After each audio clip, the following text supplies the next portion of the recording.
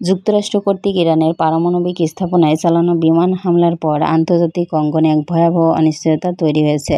বিশেষজ্ঞরা আশঙ্কা প্রকাশ করেছেন, ইরান যদি এর প্রতিশোধমূলক পদক্ষেপ হিসেবে হরমুজ প্রণালী বন্ধ করে দেয় কিংবা বড় ধরনের সামরিক অভিযানে যায়, তাহলে গোটা বিশ্ব অর্থনীতি ভয়াবহ বিপর্যয়ের মুখে পড়তে পারে।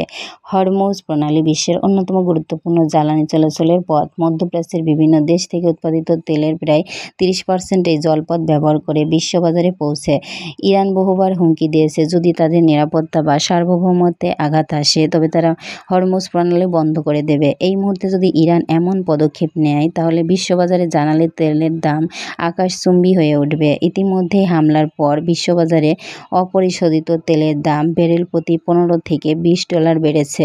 এর প্রভাব সরাসরি পড়ছে উন্নয়নশীল দেশগুলোতে। জ্বালানি সংকট, মূল্যস্ফীতি এবং সরবরাহ ব্যবস্থায় ভাঙন ঘটবে। শুধু জ্বালানি নয়, মধ্যপ্রাচ্যে যুদ্ধ পরিস্থিতি তৈরি হলে আন্তর্জাতিক বাণিজ্যে, শেয়ার বাজার, খাদ্যদ্রব্য আমদানি রপ্তানি সহ সব খাতে নেতিবাচক প্রভাব পড়বে।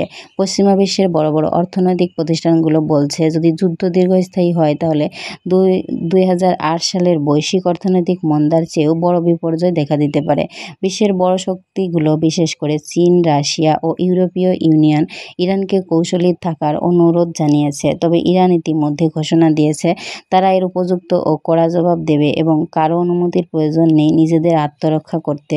এই পরিস্থিতিতে আন্তর্জাতিক কূটনৈতিক চরম পরীক্ষার মধ্যে পড়েছে। শান্তিপূর্ণ সমাধান না এলে সামরিক উত্তেজনা অর্থনীতিকে এমন এক অবস্থায় ঠেলে দেবে যেখানে সাধারণ মানুষের জীবনযাত্রা চরম দুর্বিষহ হয়ে উঠবে। ইরানের পরবর্তী পদক্ষেপ এখন গোটা বিশ্বের নজরে, আর সেটি নির্ধারণ করবে বিশ্ব শান্তি ও অর্থনীতি কোন দিকে যাবে, স্থিতিশীলতার পথে না ভয়াবহ সংকটের দিকে।